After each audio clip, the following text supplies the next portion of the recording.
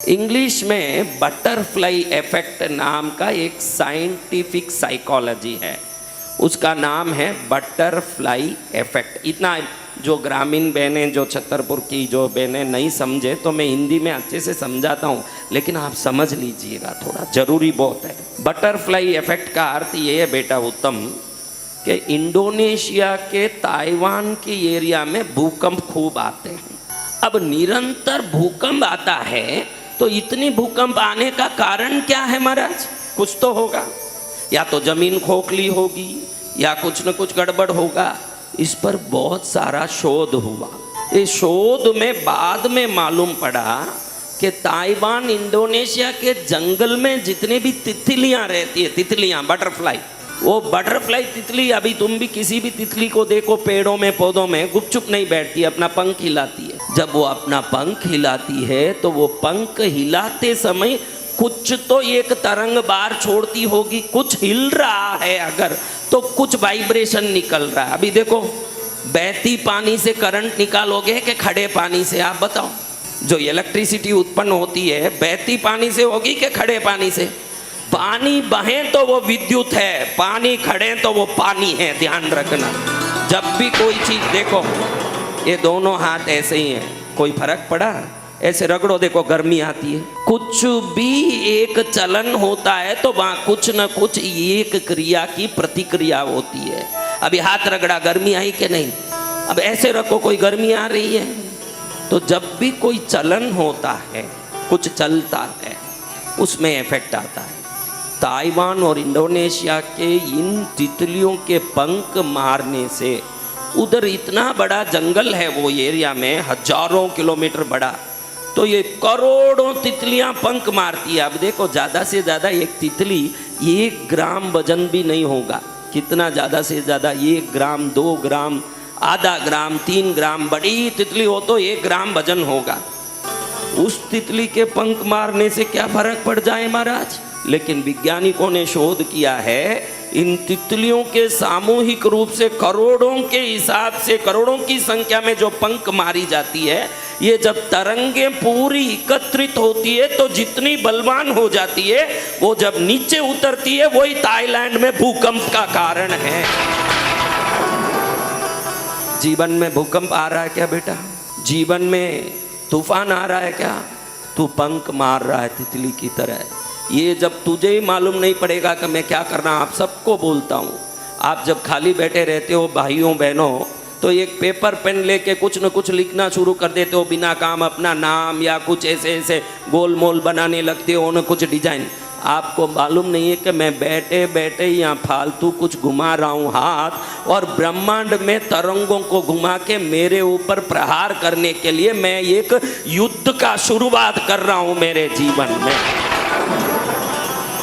बिना काम शरीर मत हिलाइए। आप इतना समझ लीजिए, आपका अंग संचालन का कारण होना चाहिए। ना हो तो ही बकेट में हाथ डालें, मग में हाथ डालें, पानी उठाएं, नहाएं।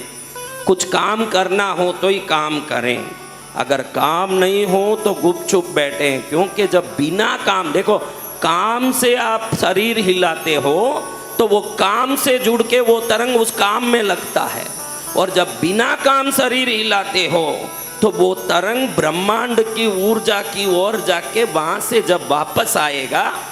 देखो भाई, कई लोग मुझे पूछते हैं, क्या मैं टांग हिलाऊं तो मेरे ऊपर तकलीफ आएगा? 600 करोड़ लोग हैं महाराज दुनिया में, वो तो तरंग कहीं भी जा सकता है। नहीं जाएगा बेटा। 600 करोड़ गायें खड़ी भी हो तो बछड़ा जैसे अपनी माँ को ढूंढ के बराबर पहुंच जाता है, तेरा कर्म तुझे ही मिलने पहुंचेगा वहां बराबर। जय जय। 600 करोड़ में किसी को नहीं पहुंचेगा। 600 करोड़ गाय खड़े हैं महाराज, बछड़ा अपनी माँ को छोड़ के दूसरे के स्तन में मुंह डाल देगा? और बछड़ा कैसे, ये मेरी माँ है समझ लेता है। एक जानवर में इतनी शक्ति है तो आपके कर्मों में उससे ज्यादा शक्ति है, वो आपको ही ढूंढ के आएगा वापस। गाली गलौज कर रहे हो, ध्यान रखना, वापस आएगा तो इससे 1000 गुना दुख बन के आएगा। लड़ाई कर रहे हो, ध्यान रखना, इससे 1000 गुना बन के आएगा। परेशानी हो रही है, इससे 1000 गुना बन के आएगा। ये सब तकलीफ है। आगे से बेटा जब भी खाली बैठा रहना है, मन कहेगा पैर हिलाओ, मन को कह दे कि मेरा शरीर हिलाने से ही मुझे नुकसान है। आज युवा वर्ग हो, बड़े हो, अधिकतर चेयर में भी बैठ के पैर हिलाते ही रहते हैं। जब आप हिलाते हो तो शक्ति व्यय नहीं होता, आपके जीवन की शुभताओं का व्यय होता है, खाली होता है। बिना काम शरीर नहीं हिलाना। अगर तुम ये जब भी मन करे कि पैर हिलाना, उस समय अगर तू स्थिर बैठ जाता है तो 40-50 दिन में देखेगा। अभी फिलहाल तू किसी एक काम के पीछे पड़ा हुआ है कि ये मुझे मिल जाना चाहिए, तू अभी इसके पीछे पड़ा है कि नहीं, मैं बता दूं। वो अगर तू चाहता है तो शरीर में पैर का अंग हिलाए बगैर 1 महीना, तुझे मन तो कहेगा, क्योंकि आदत से मन कहेगा कि मुझे हिलाना है, तो इसको बिल्कुल रोक दे। दूसरा कुछ मैं ये नहीं बोला कि दारू मत पी, के सिगरेट मत पी। कई लोगों को लगे दुराचार से ही तकलीफ आता है, ऐसा नहीं है। हमारे अनजाने में हमारे जीवन में जितने कर्म करते हैं, कहीं ना कहीं वो कर्म हमारे भविष्य को रोकने वाला बन जाता है। आज से पैर नहीं हिलाऊंगा, इतना ही कर। अगली कथा में आएगा जब तू, तेरा काम हो चुका होगा, मेरी गारंटी है। जय जय गुरुदेव। तेरा काम हो चुका होगा, तू बोलेगा कि इससे होता है, जरूर होता है। हमारे ये शरीर देखो, हमारे में कहते हैं कि ये आंख फड़कने से ये होगा न, ये आंख फड़कने से ये होगा। आंख फड़कने से इतना सारा हो जाता है, तो पैर फड़कने से क्या क्या नहीं होता होगा, सोचिए महाराज। बैठ जाओ। तू सच्ची में उत्तम बन जाएगा बेटा। तू मेरा बेटा है तो खूब खुश रहेगा, तेरा कल्याण होगा।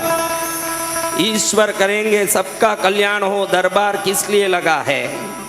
ये शिव दरबार है, कोई खाली नहीं जाएगा।